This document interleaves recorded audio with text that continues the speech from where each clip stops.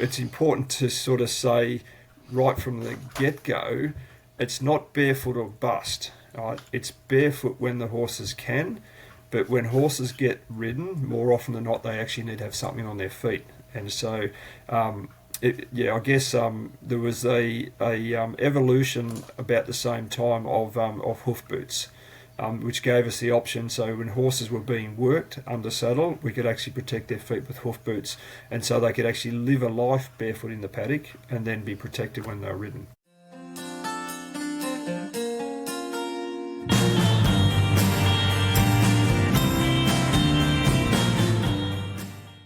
Hi, and welcome to Changing Rein for 2025.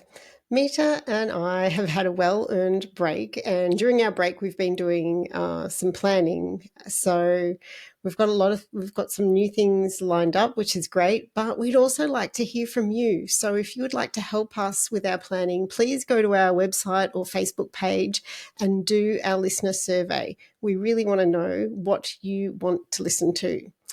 So this week we have Master Farrier, author and educator Andrew Bowe joining us. I met Andrew almost 20 years ago, and he has been my farrier ever since. Andrew's love of science is clear in his quest to find better hoof protection solutions for horses.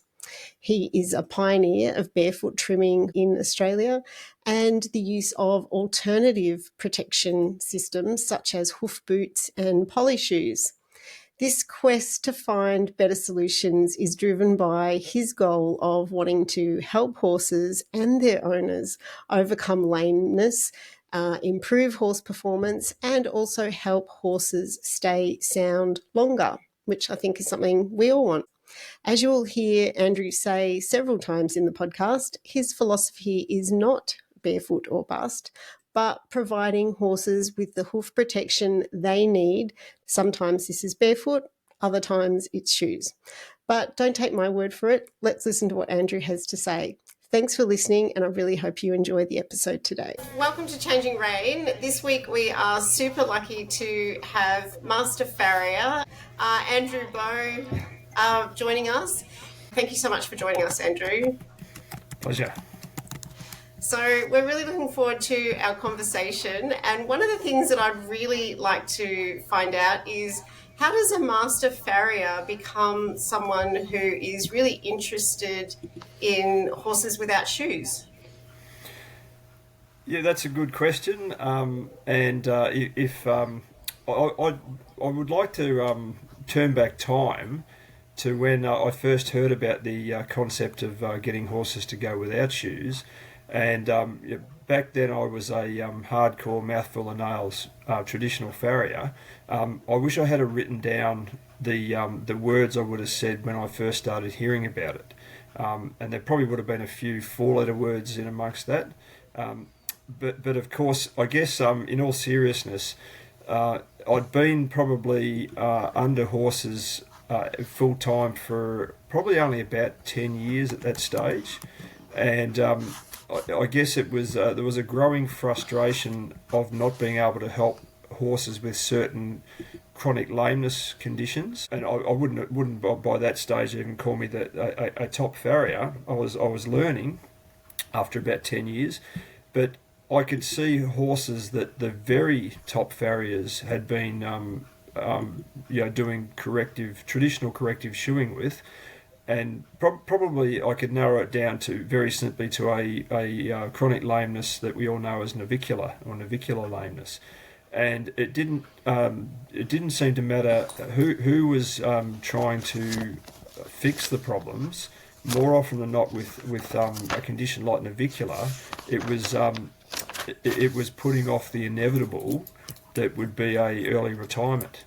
And so there's a growing frustration with not being able to help, and then I was actually I was pretty lucky that I had a couple of clients who had connections to America, and they'd been picking up on the work of Professor Bowker, who had come and he was working at Michigan State Uni, and he'd approached the whole navicular problem from a totally different paradigm of changing first how we develop the foot in a young horse, and then how we actually manage the foot in a mature horse.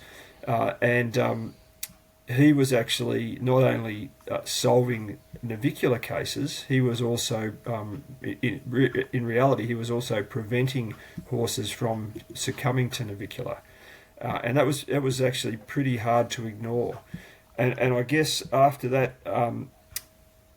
after being able to apply the ideas to a few horses and having some pretty good results, then we sort of started casting the net a bit wider with other chronic lameness issues, in particular horses with laminitis, horses that with the traditional mindset of and I know my position is very hard to stay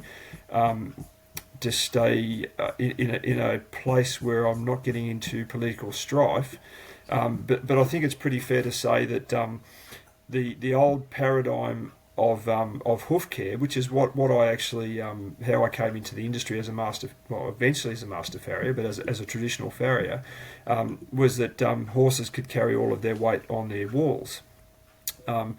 And when you have a horse with laminitis, it's the connection between the wall and the internal structures that is actually breaking apart, and so therefore the expected prognosis with horses that have laminitis was never positive. And in fact, it was often thought that once they have a serious laminitis, if you're lucky enough to for the horse to survive, the horse is actually not going to be going back to its pre-laminitis athletic performance. It would pretty much become a retired paddock pet. But with the findings of Professor Bowker, with how the a horse should be carrying its weight on its whole hoof instead of just its walls, not only can laminitis, as long as you can obviously get rid of the underlying cause, we could actually turn laminitic hooves back around to being healthy hooves. And so it was actually pretty hard to ignore some of these horses that we're actually were managing to actually save, who otherwise would have been getting put down, because I'm assuming you guys would know that laminitis, as opposed to navicular, with navicular horses aren't going to end up alive or dead. They're usually just getting retired into the paddock. But with laminitis, more often than not, you're actually going to end up with a dead horse. And so to have horses living that otherwise wouldn't have been, it's pretty powerful stuff. And I guess from there, once we started having a few successes of broken horses, we start asking the question, well, what if we actually set the horse up so that we can actually prevent some of these chronic lamenesses? And I guess that's where I started venturing off away from traditional farriering into seeing what horses could actually go and hopefully you don't mind me doing air quotes on your thing, going barefoot, because I guess it's important to sort of say right from the get-go, it's not barefoot or bust. Right? It's barefoot when the horses can, but when horses get ridden, more often than not, they actually need to have something on their feet. And so, I guess there was a evolution about the same time of hoof boots, which gave us the option. So when horses were being worked under saddle, we could actually protect their feet with hoof boots, and so they could actually live a life barefoot in the paddock and then be protected when they're ridden. Can I pose a kind of I suppose it's a tricky, difficult question right at the start. So you have these horses with these chronic conditions, be it navicular or laminitis, and the outlook is bleak. And it doesn't have to be letting them go barefoot, but there's a technique or something that can be done for these horses, but the outcome is unknown. Do you know what I mean? So you are starting with something and we don't know whether it's going to actually make the condition worse or improve it. Is there an ethical question around whether you should try something that hasn't been tried before, from the point of view of the horses? Well, that's a good question. I guess I had Professor Bowker's apron strings to tag along on. Mm-hmm. At Michigan State Uni, he'd already been doing some of this stuff. And so I guess someone's got to start somewhere. All right, and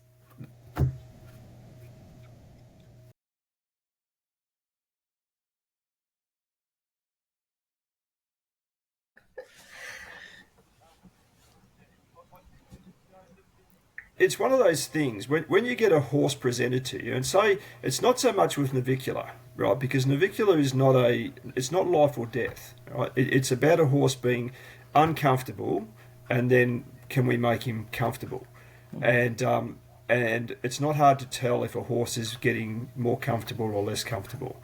It's not as if we're doing the invasive things like cutting nerves or cutting tendons, which obviously are veterinary procedures. We're playing around with a bit of epidermal skin, dead skin, right?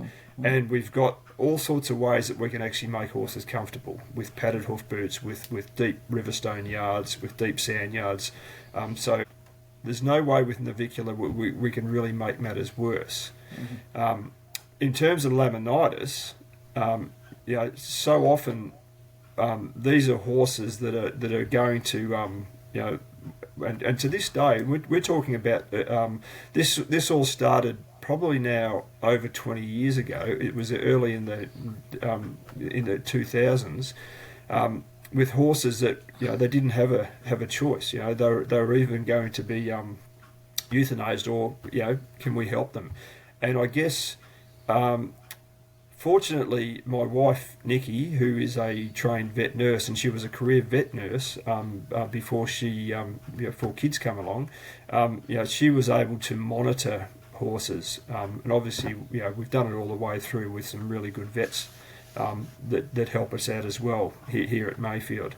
And the sad thing is, to this day, 20 odd years later, when we get a lot of these horses here, because we do have a rehab facility home on our farm, we unfortunately are getting horses that are sort of at last chance.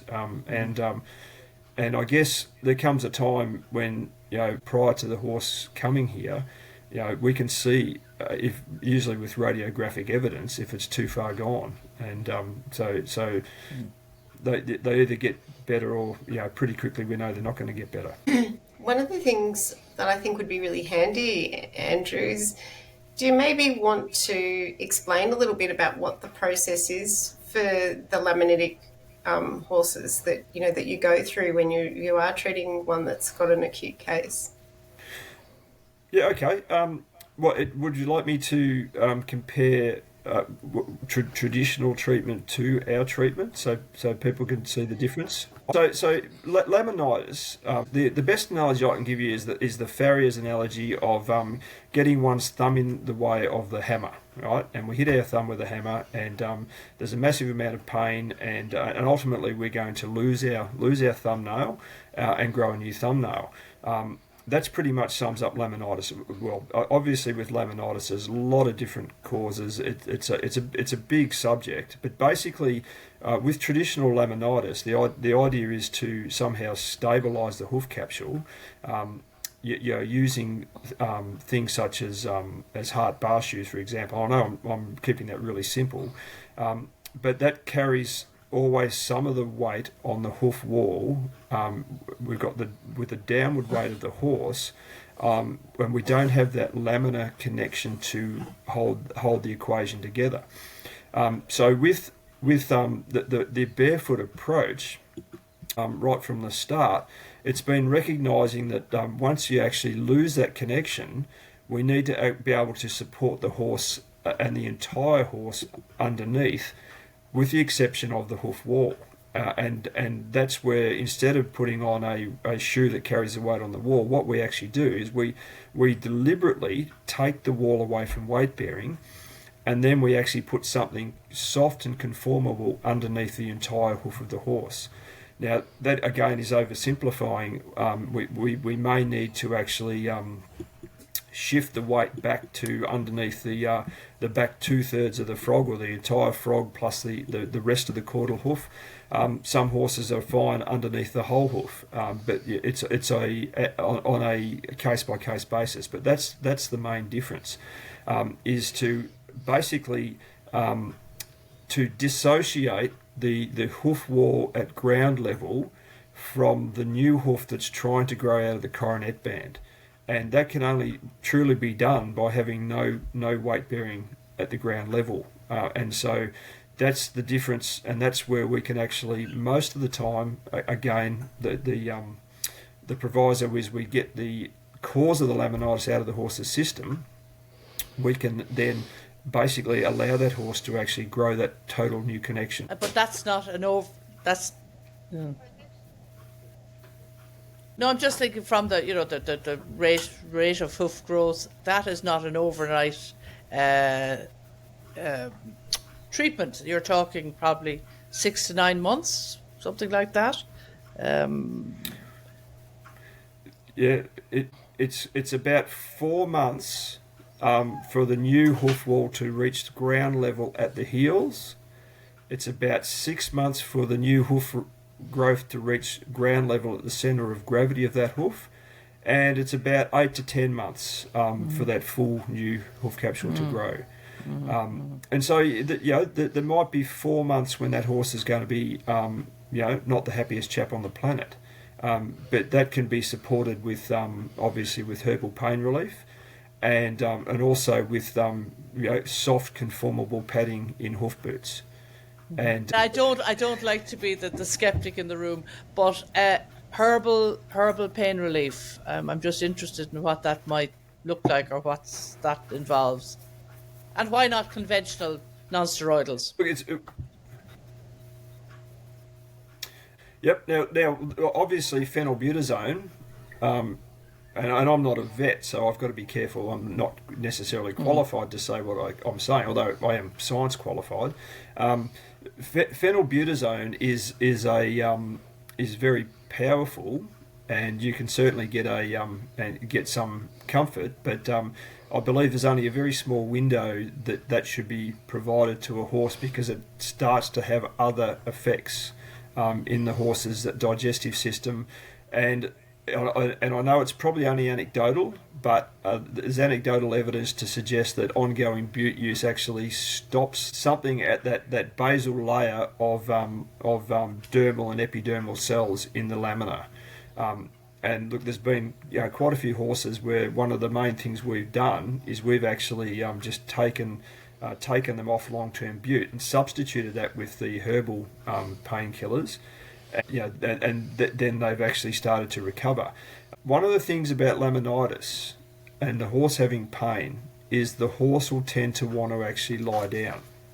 The best thing for a laminitic horse is it gets off its feet and allows its feet to actually recover. The worst thing we can do with a laminitic horse is give it really good pain relief and it goes off walking on broken feet. That's not going to necessarily end well. Right. We have a vet here all the time, and she's a really good horse vet, and I know there's other pain relief that she administers other than just bute as well. So one of the things that I wanted to talk about was, and it's on a totally different topic. Most of the people listening to the podcast are going to be interested in either racing or some kind of performance. So I'm just curious, what's your experience with horses competing barefoot or performing barefoot? Again, that it's not barefoot or bust. Okay, there is, when you have a horse is designed beautifully to run around on bare feet under its own weight. And that's if you can give it the environment to actually grow the foot it's meant to have, which is another big topic in itself. But then we go and plonk ourselves in the middle of their back, and we have this big body mass coming onto a very concentrated surface area, and so we tend to have an exponential relationship, ounce in the saddle, pound on the hoof type of thing, and so a lot of horses need to have something on their feet when they're ridden, and this is where my particular little corner of the world, one tends to get themselves into a bit of strife, because we talk about the long-term effects of putting rigid shoes on horses. Now, if there was nothing wrong with putting a rigid shoe on a horse, I'd be still going to the racing stables every day, and that's what I'd be doing, because shoes work. Rigid shoes work. They work in the short term. For most folks who are into on performance horses, right, the right shoes can certainly help you get the results that you might be looking for. Some horses may be able to do certain things totally barefoot, and that's great, because they're not all working on a gravel road. But it comes down to whether a horse has enough protection, physical protection from whatever ground surface they're thumping their feet down on, or whether they have enough grip to perform. And So can you tell us what your thoughts are on hooves and performance? Like, what are good solutions? You obviously do both shoeing horses. You've shod plenty of my horses over the years. You've put stud holes in shoes for me to go out eventing and things like that over the years. But we also have horses here that are barefoot. So can you talk a little bit about the different solutions, like hoof protection solutions for performance horses or race horses? all right, well, look, that differs widely between the vocation of the horse, what is required to actually do. Say for racing, in Victoria at least, where I'm a farrier, they have to be either shod fully with a racing plate, which has to be under a certain weight and so forth, or if they can be partially shod with what's called a grass tip, as long as it covers 1/3 of the foot. But for jockey safety, probably more than anything, they have to actually be shod for grip. And I think that's the same Australia-wide. In terms of, low level, and the dressage people would probably hate for me to say low level performance, but low level performance in terms of the requirements on horses' feet, a dressage horse can probably, as long as it's got feet that stand up to working in sand, they can actually probably go just fine. But then you have in dressage, I think we tend to call upon the basic physics of putting weight on horses' feet that causes a greater expression of movement, and that's pure physics. And so you can have a horse that will go just fine barefoot in a dressage arena, but then you put a heavy European style shoe on, and that will bring out the movement. Right? But so then in terms of dressage, that's why flexible poly shoes work well, because they're bigger and bulkier and they create the movement. It's a really it's a massive field. It's a very hard question to answer, because then we can talk about reining. Where reining horses need to be able to have a nice slip behind, whilst not burning off their fetlocks, and so they can go barefoot in front beautifully, but then they need sliding plates on behind, because the barefoot doesn't allow enough slip. Whereas if we go to eventing, then low-level eventing horse might go really well. In fact, there's some argument, and I've shot for a lot of eventers over the years that suggests that a horse that is barefoot has a greater proprioception and understands where their feet are, until you get up to certain levels or into certain environments where you might be running into slippery conditions. And Wandon comes to mind. That's a course in eastern Victoria, and Karen would know that, which is notoriously wet and slippery. Then for a matter of safety, horses are going to need the grip of a shoe and possibly studs. But then at the same time, I believe right, people think a performance horse has to be Olympic level. What about the mum and dad riders who get on their horse and go for a 20k ride on the weekend? That horse has to perform, right? So it's a matter of degrees, but there's a huge number, and I would like to think that there'd be not just the people listening to this podcast are not just the high level performance people. They're also the people who are just got an interest in horses, and they get out and they go for a trail ride or a nav ride, or they do the equitation stuff, or even now the cowboy dressage or the western dressage. It's just endless. Or just going and chasing a few cows. Yeah, that's it.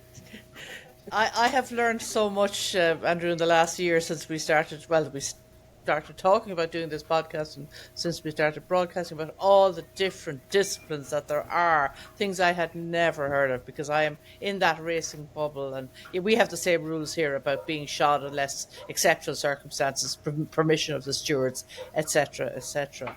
I'm just interested because I know that I suppose the origins of the whole idea of barefoot is the natural environment of the horse, the purposeful movement, that you get the balance between hoof growth and hoof wear, and so on.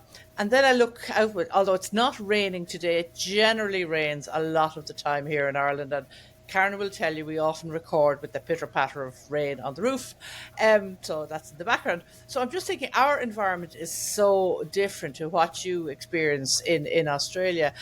Our broodmares are out in mud, muck, as much as we try to avoid it and rotate paddocks and all that, we still have damp conditions and soft hooves. Is that compatible with? And look, in fairness, our mares by and large don't wear shoes because they're out in paddocks. That's what they do. But we still have mares who need to have shoes. And thinking about it, they're probably mares who were performance. They were race mares, and I think maybe their feet got into trouble during racing, and we've been trying to sort them out ever since. But we get a lot of foot abscesses. It seems to be a fact of life here in Ireland, and I'd love to hear your thoughts about whether your philosophy can be adapted to a situation like the UK or Ireland, where it's quite a bit damper. Look, what can I say? Welcome to sunny Australia. It doesn't rain here, and that's always going to be a challenge. Horses are they're desert animals, and they're not designed to stand on wet ground, and so. The great challenge, and I guess it leads on from what the last question, is trying to find a sustainable solution for hoof care, and that really is the holy grail. How do you deal with horses in wet ground all the time? That's beyond me, because if I think back to when I talk about the old days, when we were kids, and even when I started in the trade, we used to actually, most people would pull the shoes off start of winter, they'd turn their horses out and give the feet a break out of shoes. Unfortunately, that doesn't happen now, that we've got someone went and invented indoor arenas and winter competitions. But that's how we used to deal with the wet. So there's no easy answer to wet, and I probably can't even comment on that, because we're usually just hanging out to get through 3 or 4 months of a wet season down here, and it's like, oh, thank God its sun's come out today. That's it. Now it's going to be dry.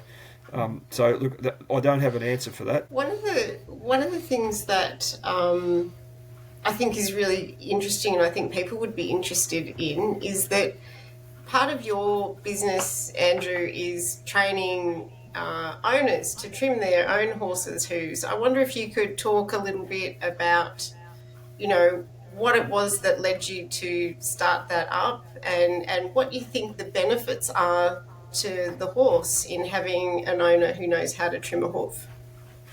Okay, that's a good question, because we have been doing that now for probably about 20 years, is training horse owners to actually do their own hoof care. And the reason that actually first started, in a country as big and empty as Australia, it's a long way between drinks to get a farrier. And so a lot of people just can't get farriers, and they have to learn how to do it themselves.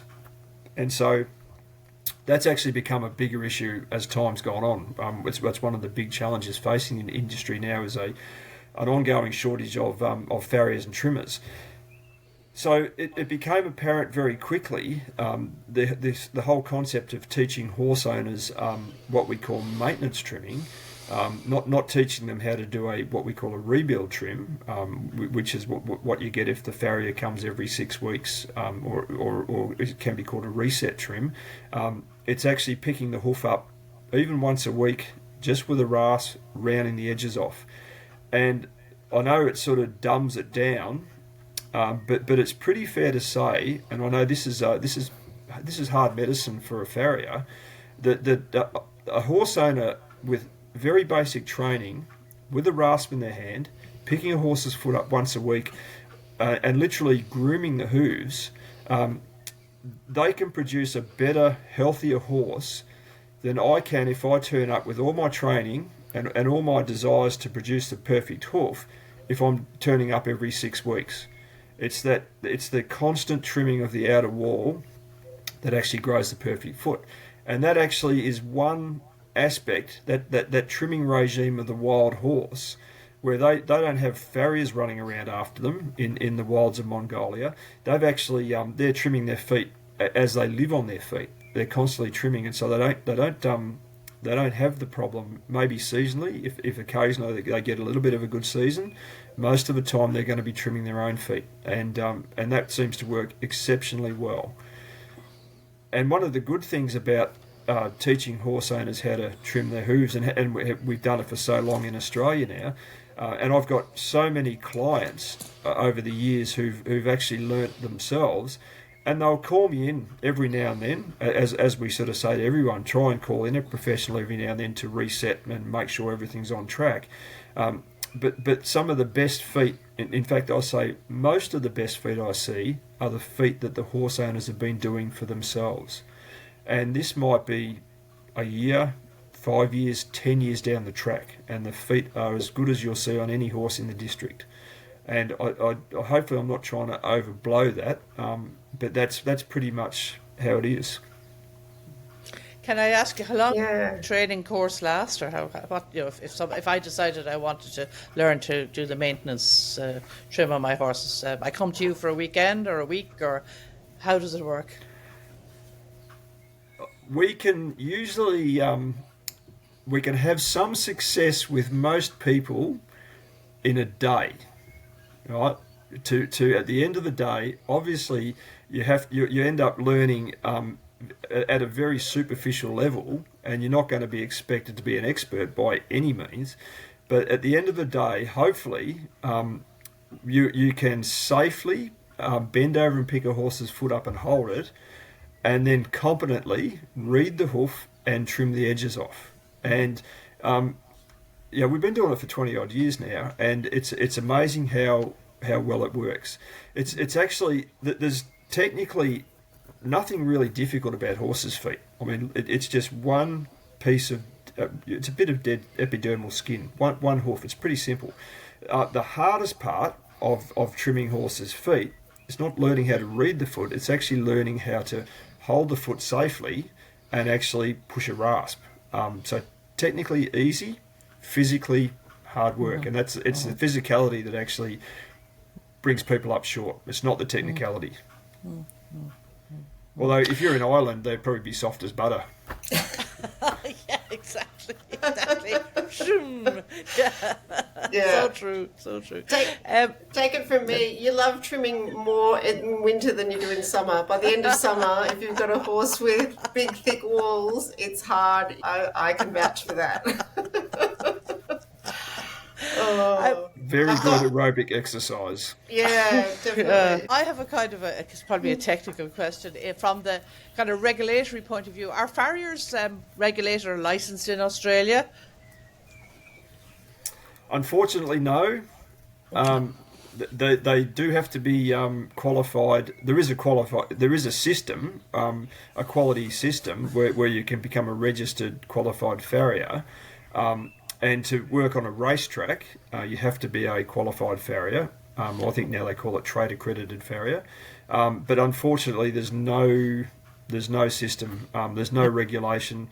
Anyone can hang up their shingle, call themselves a farrier, call themselves a trimmer. I know there was a bit of an effort some years ago to actually to get something up and going Australia wide, as there was with when we used to teach an accredited trimming course. But unfortunately, we've run into the big problem in the industry is not attracting enough young people to take the job on. It's and that's becoming a big problem in Australia. You kind of need a critical mass. Yes, and look, apparently there are easier ways to make a living. Really? Can't work that out. Yeah.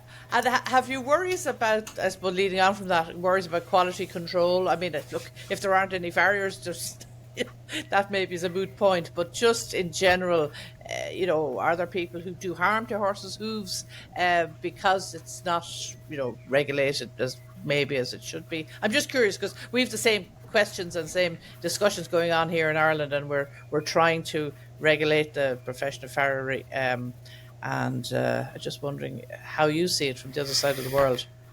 Yeah, look, I think the big danger, obviously, for learner farriers is the obvious one, and that is nails going in the wrong place. The general standard of the farrier industry Australia-wide, I'm talking traditional farriers, is actually really high.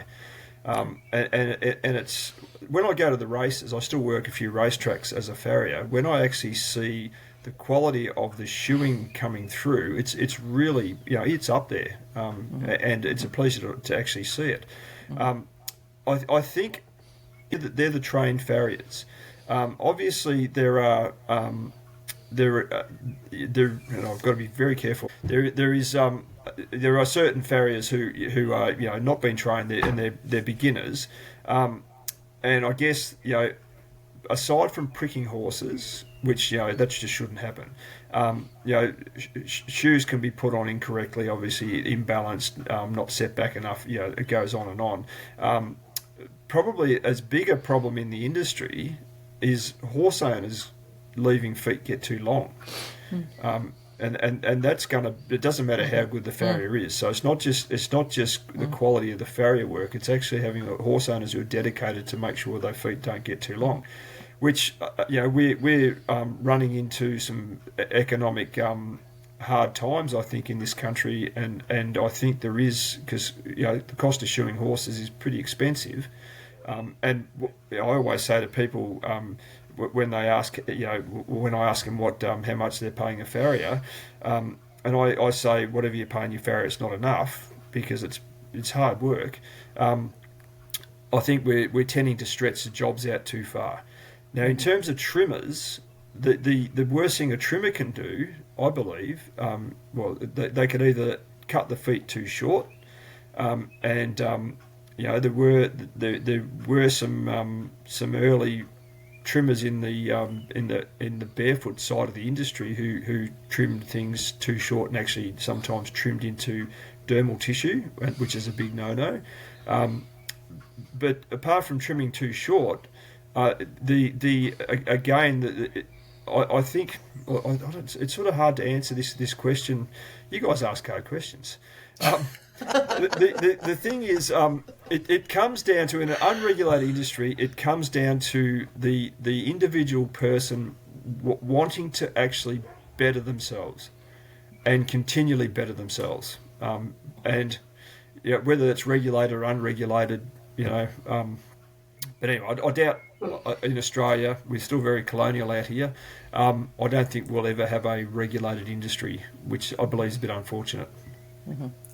What do you think, in terms of, given that's the case and things are unlikely to change, what should owners look for? Like, how do you tell who's a good farrier and who's not a good farrier? Like, I guess you can look at the finished job, but if you're more of a novice horse owner, how should people pick a farrier? Well, back in the day, before this little thing called the internet, right?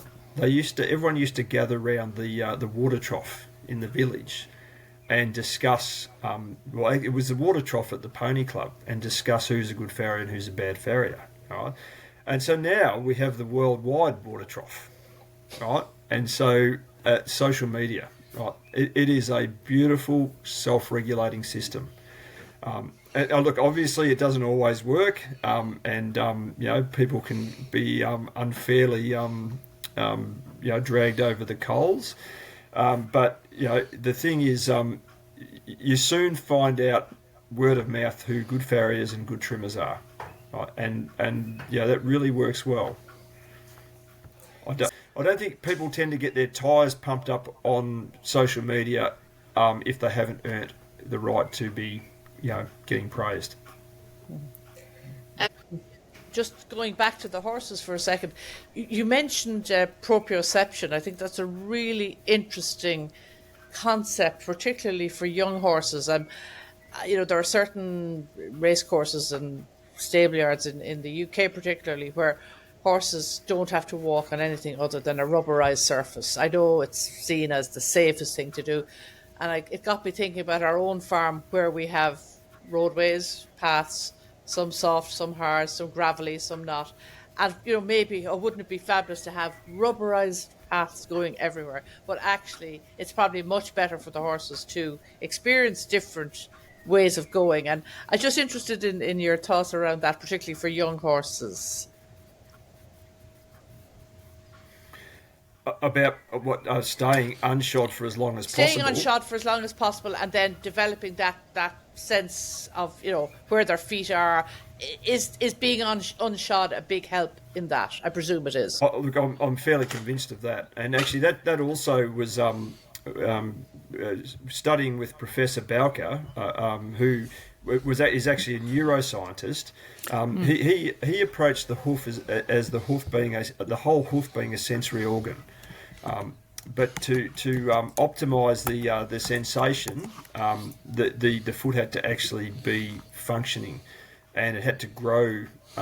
Basically, the foot's got to grow as the horse grows, and so therefore it needs to be allowed to flex and not be contracted into a rigid structure. So I think that's a very big thing. Now it's interesting how there are a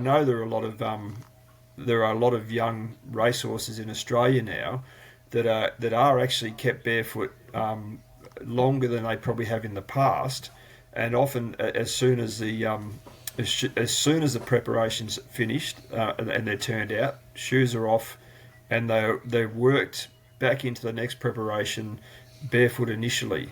And I know that does go on, although I don't know what the racing industry in Ireland's like, but in Australia, and I can say this because I've been in it most of my life, it's secret squirrels and do everything before dawn so no one can see what you're doing. So just in case there's you don't want to give away your trade secrets, and so no one's necessarily fessing up about how much they're actually doing with their horses barefoot prior to the races.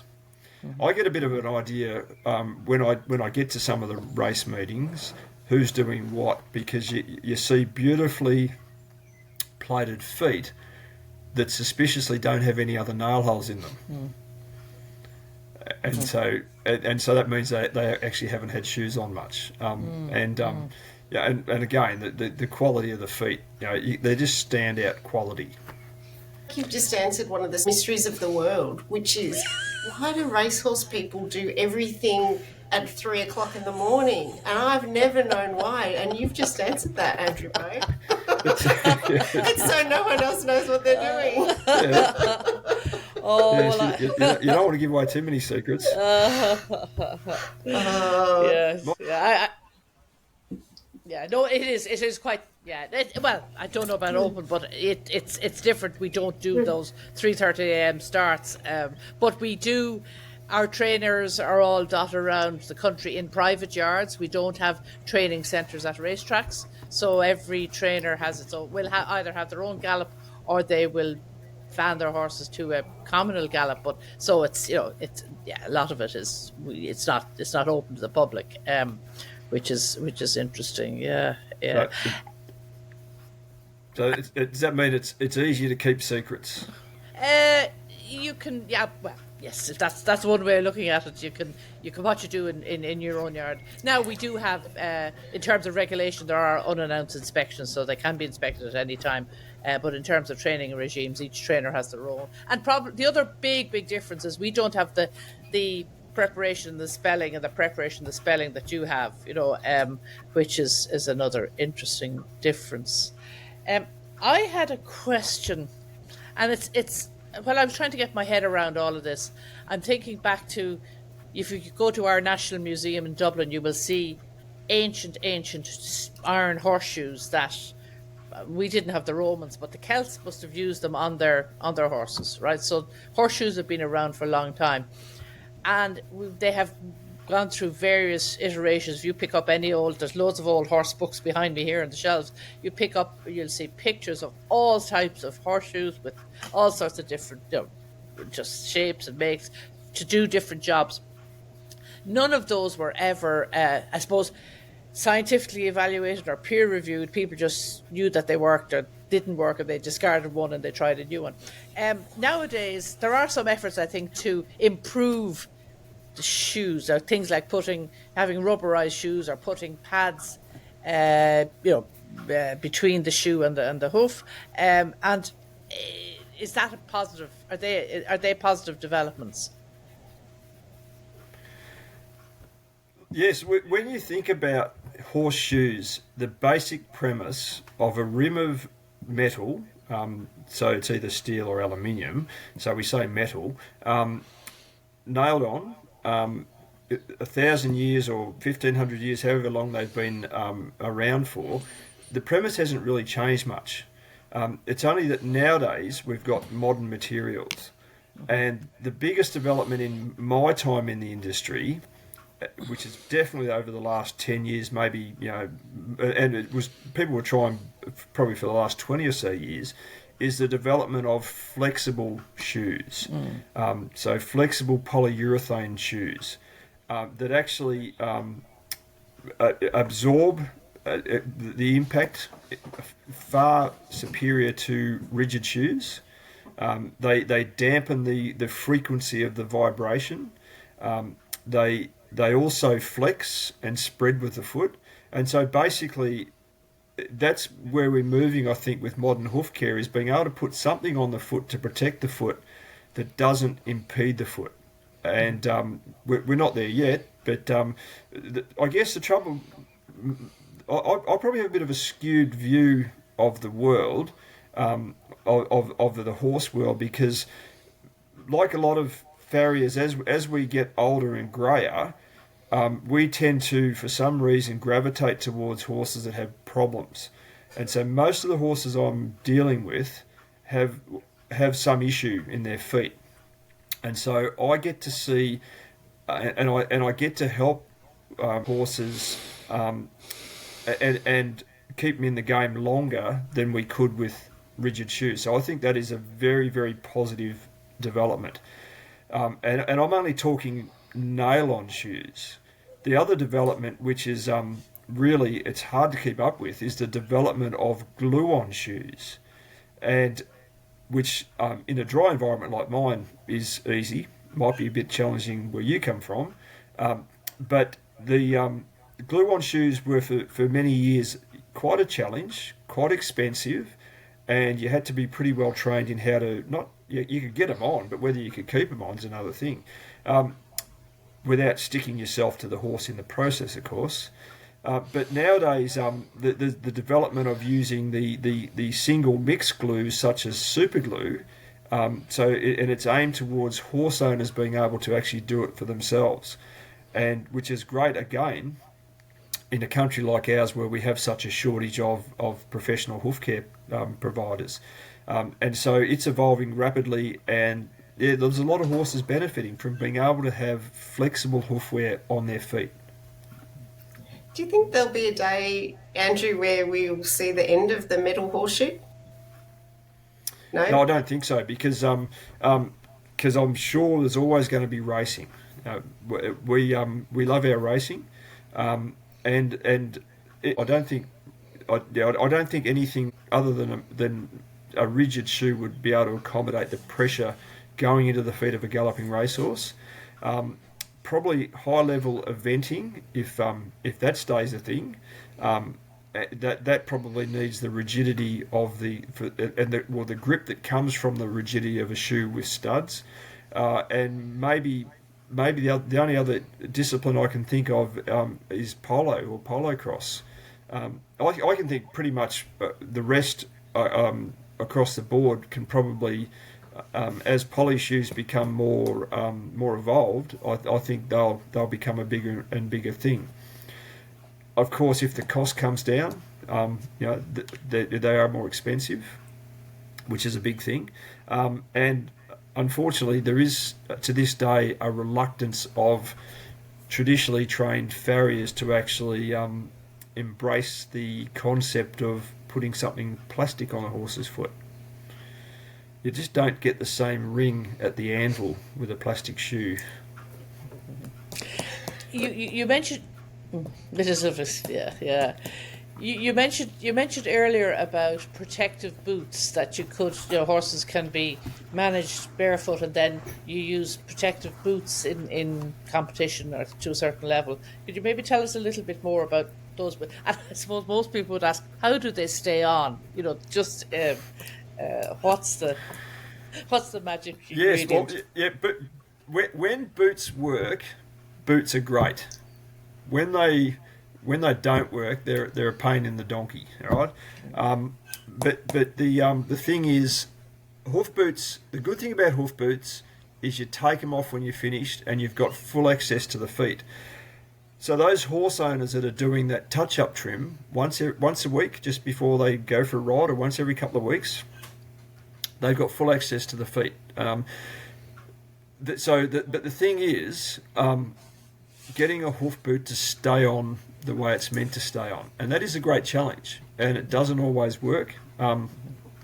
Some hoof boots are better than others, and what works for one horse doesn't necessarily work for another horse. But I think more and more we'll end up heading towards, because hoof boots are so popular. And now they're in Australia, they are allowed in dressage competitions, not EA, but in your adult riding competitions, they're allowed. So they are becoming quite popular. But I think we're going to move more and more to boots that are custom made to fit an individual foot, and then they'll be a pretty good thing. I'm thinking back to our racehorses, and I think one of the issues for racehorse feet is probably the lack of exercise other than the gallop in the morning in the dark.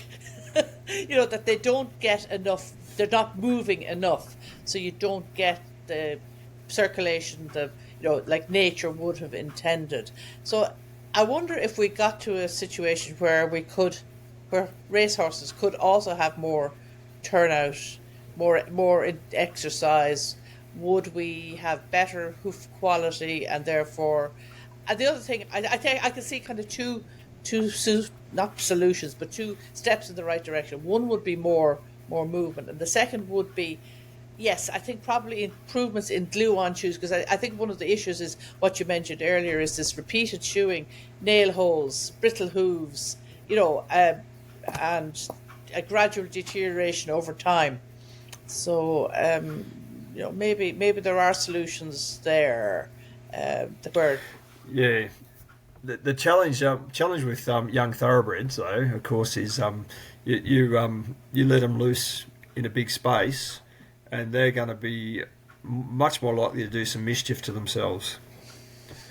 That is the challenge. That's but yeah, and I don't know. I doubt we'd ever turn back the clock to the days of when horses got plated on race day at the races, and then they could spend more of their time either barefoot or in a grass tip. Although I must say nowadays, at least in Victoria, and I think I'm pretty right to say this, there's more work done now on sand tracks and less work done on grass tracks. And so there's going to be more abrasion on the feet, and so they just need that protection. So that's I mean, there's a lot of limitations with gallopers.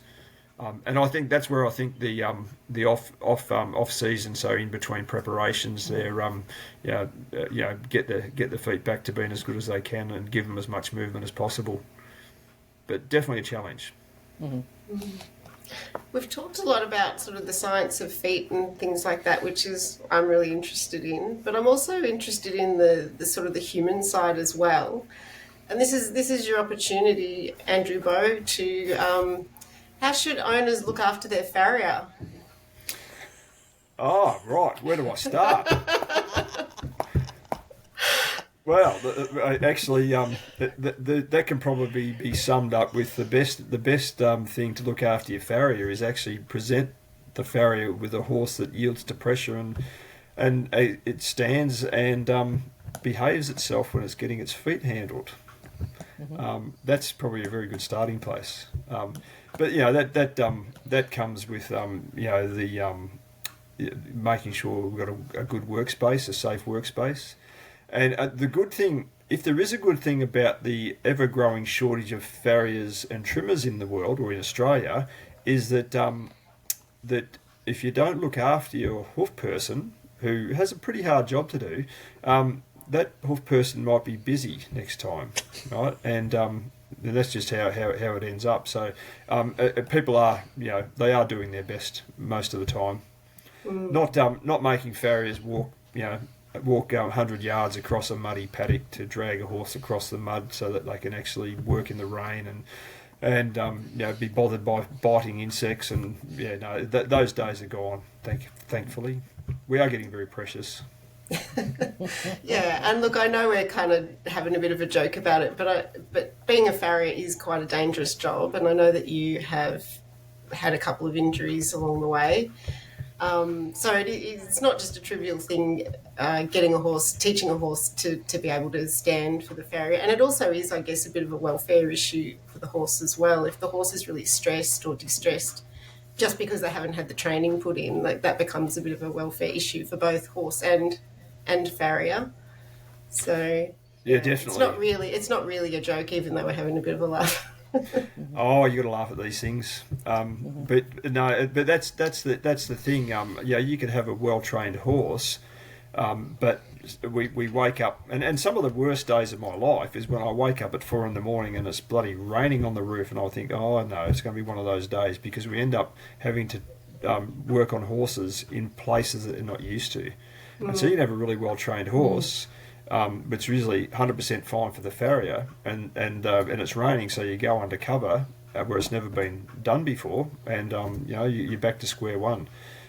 So it is a big subject, and I think when we teach both our owner trimmers and our professional students, it's something that we bang on from the start to the finish about workplace safety, because as it turns out, I don't think there was ever a double-blind study that needed to figure out that bending over and sticking your head under the horse is not the safest place for the human head to be, as it turns out. Definitely. Yeah. As I said earlier on, I mean, my eyes have been open to so many other equestrian disciplines, and I think one of the things that kind of unites them all, no matter what, is that between the horse and the ground, there's the hoof. Do you know what I mean? No matter what discipline. And so farriers are such a key component of that horse's sporting ability, athletic ability, longevity. It's really, really important, and probably under recognized. It's there's 4 bits of that horse that contact the ground. So. Yes, I agree with you. Totally. That's that old cliche, the most worn-out cliche in the world, that no hoof, no horse. Yeah. But the great challenge I think we're facing is working out ways to have what we like to call sustainable hoof care. You get today's performance, but you get the longevity. So we're not just working to the clock; we're working to the calendar, and that's the great challenge I think we're going to face. I'm sorry to butt in there, but back. I was just going to say, pretty much that ignorance is a happy place. Before we before we learn about all this stuff. Yeah.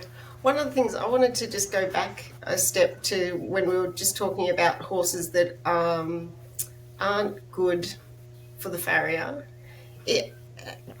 I seem to recall I had one particularly tricky horse to shoe that you came to shoe for me, Andrew, and you sort of said, could this horse have something wrong with it? And I'm just curious, is that a warning sign for people that people should look out for if they've got a horse that has trouble standing on three legs or, coping with what needs to happen when a horse is shod? Can you talk a little bit about that? Yeah, I believe farriers and trimmers are probably the first line of defence of feeling when a horse is not right. When we get under a horse and we get to know the horses that we work on, and we get under a horse and it doesn't feel as good as it felt last time, or sometimes they feel better, but we should be able to feel it and then pass it on to the horse owner, and that's actually why you can't just isolate hooves from the rest of the body. If you're a hoof person, you've got to be able to feel how the legs are responding to you picking up and basically putting pressure on them. Was that a horse that kicked me, by the way, Karen? I can't remember. None of my horses have ever kicked you, Andrew. No, she didn't kick you, but she was really difficult to trim, and the more work she was in, the harder she got to trim. So she actually got worse rather than better. And she ended up being diagnosed with a pretty serious malformation. Oh, there you go. Yep. So therefore, when the farrier's complaining about, oh my God, this horse is feeling heavy today, it's not just because the farrier's a bit old and creaky. Often we can actually feel what's going on. Yeah, and I think that's a really good thing too for owners to sort of recognise. Sometimes it's not a training issue. Like if the horse is particularly difficult, it can be a physical thing. And like you say, your farriers often can tell you that, or might mention that this is something worth being investigated by a vet. Yeah, and look, that's one advantage. As a trimmer, I've got over being a traditional farrier, is that I no longer have a mouthful of nails, and so I can actually hold a conversation with the horse owner.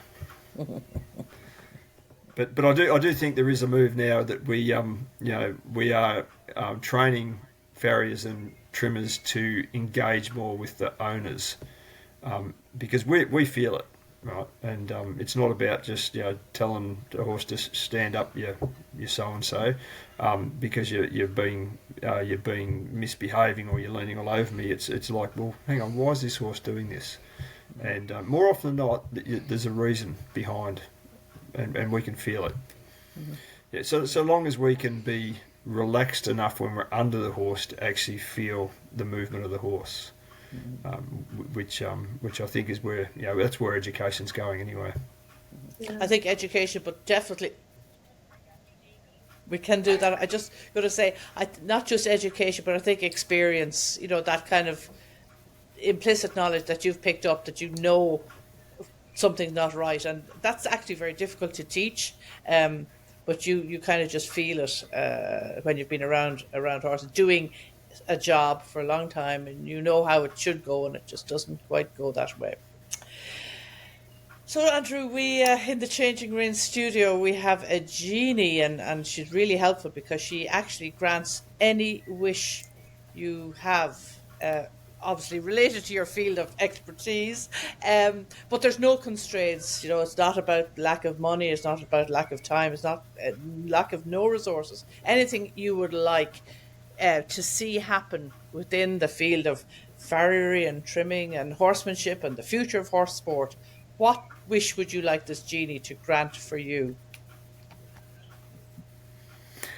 Look, that's very open-ended, but in terms of hoof care, and I know this goes totally against us colonials down here in Australia, is that I'd love to see a regulated industry. And that's not just having farriers, but it's having farriers and trimmers. I mean, the perfect world would have a person who's trained to be a farrier, and if someone wants to have shoes in their horse, or to actually be a specialist barefoot trimmer so that they can either trim for the horse to go barefoot, or they can actually shoe the horse. Now, you wouldn't think that'd be terribly difficult, but it is. Look, I'd love to see regulation so that anyone who goes out there has to go through some level of training and be tested or assessed as competent. That would probably be a good thing. I don't see it ever happening, but that would be a great thing. Mm-hmm. Mm-hmm. Well, as a former regulator in various guises, that's music to my ears. I do think regulation it not just protects the public, but it also protects the individuals who are performing the job, whatever it might be, from people who really don't know what they're doing. And I think it also gives a great sense of pride in a profession, in a vocation, whatever it might be that you're doing. You feel you're part of something bigger. I think that's important too. Pie in the sky. Yeah. Oh, yeah. So, can I just reflect back a little bit on your wish, Andrew? It sounds to me like you think the optimal hoof care regime is a mixed care sort of model. So there's going to be times in the horse's life where they'll need shoes. There's going to be other times where it's more appropriate to trim them. Sometimes they'll have boots. Sometimes they'll have polys. Am I hearing that correctly? So we would call that middle of the road. Yeah. But I think that's right. But I think if horses have the opportunity to have functional or sustainable hoof protection in the form of something flexible, that's to me that should be included in the shoeing part of the equation as well. But not just barefoot, not just shod. It's doing what's best for the horse. But not just to win the blue ribbon, right? And I'm not much of a competitive horsey person. It's about actually doing what's best for the longevity of the horse, if that's possible. Yeah. To me, that sounds like it would be such a much more interesting career too. So, do you think having that sort of mixed, almost more scientific training for farriers would attract more people, or not so much? It would attract a different demographic to what we've had in past times. But it certainly I know it certainly revived my career, being able to do whatever. I probably would have got very bored by now just shoeing day in, day out, and so it does make for an interesting career. But again, the challenge we're going to face is the lack of foot soldiers coming through, young foot soldiers, and we don't want to be scaring anyone away that might otherwise come into the industry. Yeah. Just to finish off, so what advice would you give horse owners in terms of giving their horses the best care so that they have the best longevity? I know we've already sort of covered it, but maybe it might be a nice way to wrap up the episode in terms of what does optimal care, hoof care, look like for in your world? I think optimal hoof care arises from a horse owner educating themselves. What good hooves are, what good hooves look like, how they work, and not just hooves. Actually, looking at the whole horse, the structure of the whole horse. So, the more a horse owner can educate themselves objectively, scientifically, I think that's what the best hoof care is for the horse. But again, obviously, the best hoof care is the one that where horse owners pick the rasp up for themselves. You just can't beat it if that's possible. Yeah, well, I think that's a great spot to sort of wind it up for today. I've really enjoyed our chat, Andrew. Thanks so much for taking your time out. I know you are really busy, and just as a sneaky insight for people listening, Andrew came straight from work under people's horses to come and record this episode. So, thank you so much for coming and chatting to us. It's been great. It's good. It's just a good thing that you can't smell that I smell like a horse. I don't think we'd mind that. No. Thanks, Andrew. It was really, really stimulating and interesting. Pleasure. Good. Nice to meet you, Mita. And good to see you again, Karen. We'll catch you around.